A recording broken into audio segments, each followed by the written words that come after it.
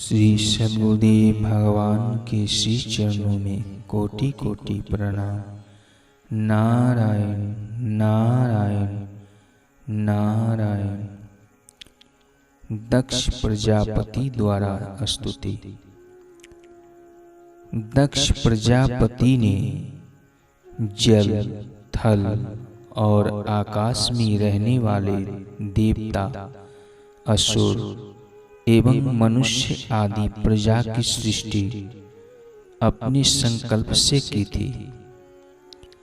परंतु जब उन्होंने देखा कि वह सृष्टि बढ़ नहीं रही है, तब उन्होंने विंध्याचल के निकटवर्ती पर्वतों पर जाकर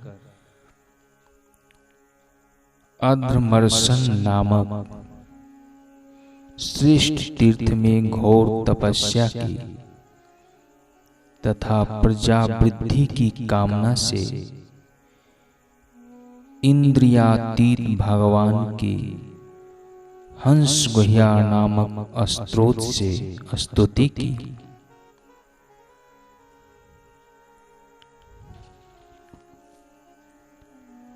जो इस प्रकार है। भगवान आपकी अनुभूति, आपकी चित्त शक्ति अमोघ है। आप जीव और प्रकृति से परे उनकी नियंता और उन्हें सत्ता सप्रति देने वाले हैं।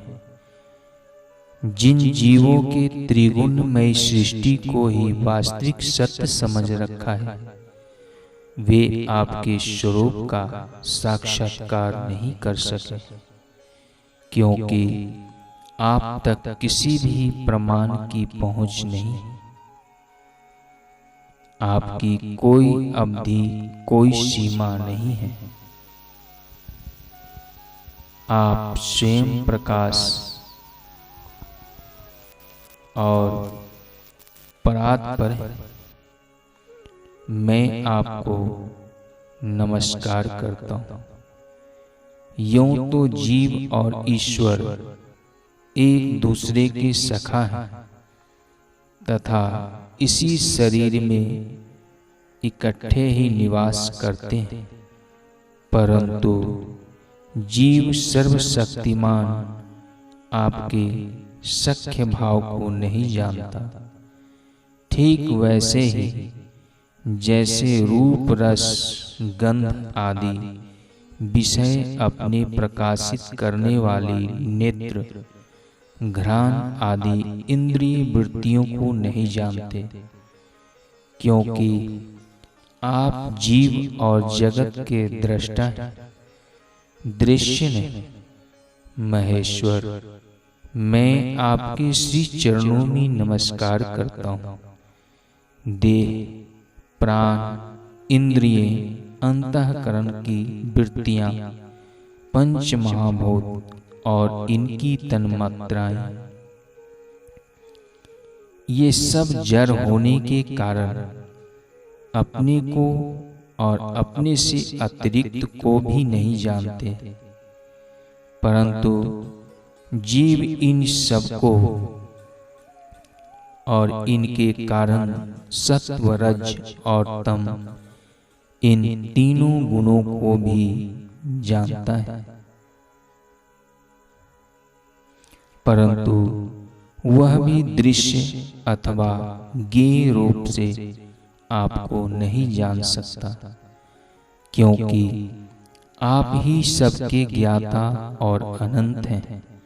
इसलिए प्रभु, मैं तो केवल आपकी स्तुति करता हूँ।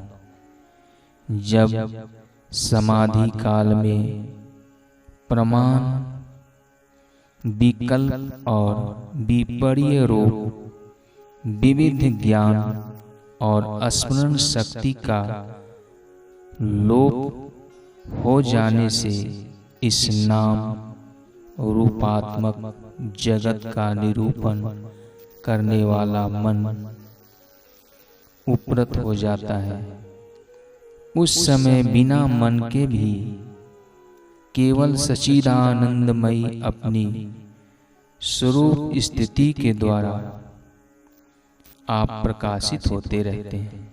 प्रभु, आप शुद्ध हैं और शुद्ध हृदय मंदिर ही आपका निवास स्थान है। आपको मेरा नमस्कार है। जैसे याज्ञिक लोग काष्ठ में छुपी हुई अग्नि को समिधेनी नाम के 15 मंत्रों के द्वारा प्रकट करते हैं, वैसे ही ज्ञानी पुरुष अपनी 27 शक्तियों के भीतर गूढ़ भाव से छुपे हुए आपको अपनी शुद्ध बुद्धि के द्वारा हृदय में ही ढूंढ निकालते हैं। जगत में जितनी भिन्नताएं दिख पड़ती है, वे सब माया की ही है। माया का निषेध कर देने पर केवल परम सुख के साक्षात्कार स्वरूप आप ही अवशेष रहते हैं। परंतु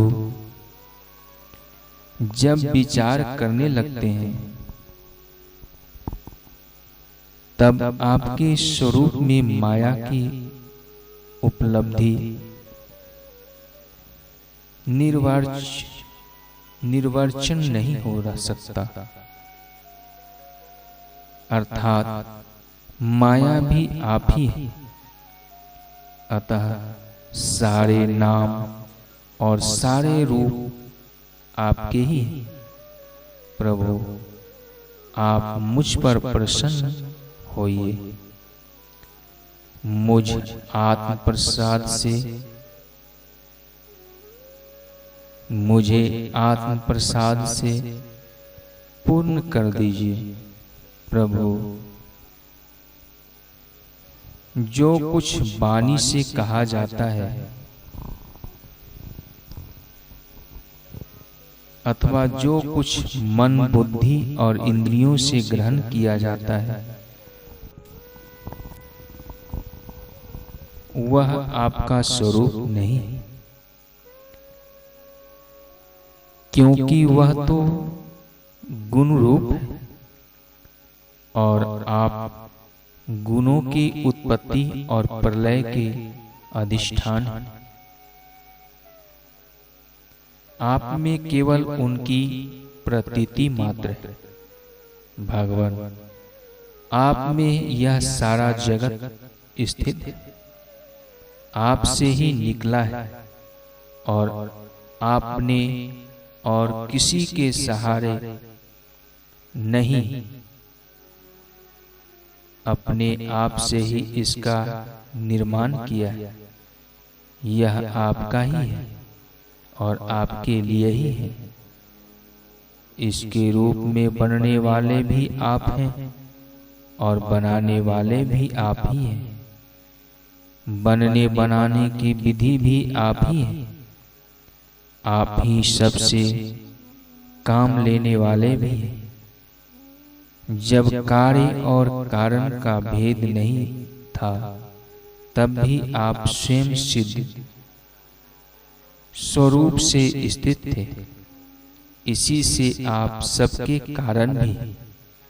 सच्ची तो यह है, सच्ची बात तो यह है कि आप जीव जगत के भेद और स्वगत भेद से सर्वथा रहित एक अद्वितीय हैं। आप स्वयं ब्रह्म हैं। आप मुझ पर प्रसन्न हो। प्रभु, आपकी ही शक्तियावादी प्रतिवादियों के विवाद और संवाद एक मत्य का विषय होती है और उन्हें बार बार मोह में डाल दिया करती है। आप अनंत अपराकृत कल्याण गुण गणों से युक्त हूँ एवं स्वयं अनंत है। मैं आपको नमस्कार करता हूँ। भगवान उपासक लोग कहते हैं कि हमारे प्रभु हस्त पादादि से युक्त साकार विग्रह, और संख्यावादी कहते हैं कि भगवान हस्त पादादि विग्रह से रहित निराकार है। यद्यपि इस प्रकार वे एक ही वस्तु के दो परस्पर विरोधी धर्मों का वर्णन करते हैं, परंतु फिर भी उसमें विरोध नहीं है, क्योंकि दोनों एक ही परम वस्तु में स्थित हैं। बिना आधार के हाथ पैर आदि का होना संभव नहीं, और निषेध भी कोई ना कोई अवधि होनी ही चाहिए।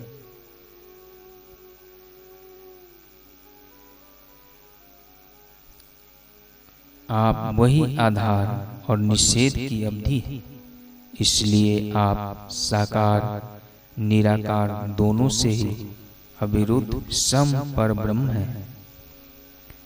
प्रभु आप अनंत, आपका न तो कोई प्राकृत नाम है और न कोई प्राकृत रूप, फिर भी जो आपके चरण कमलों का भजन करते हैं उन पर अनुग्रह करने के लिए आप अनेक रूपों में प्रकट होकर अनेकों लीलाएं करते हैं, तथा उन रूपों में एवं लीलाओं के अनुसार अनेकों नाम धारण कर लेते हैं।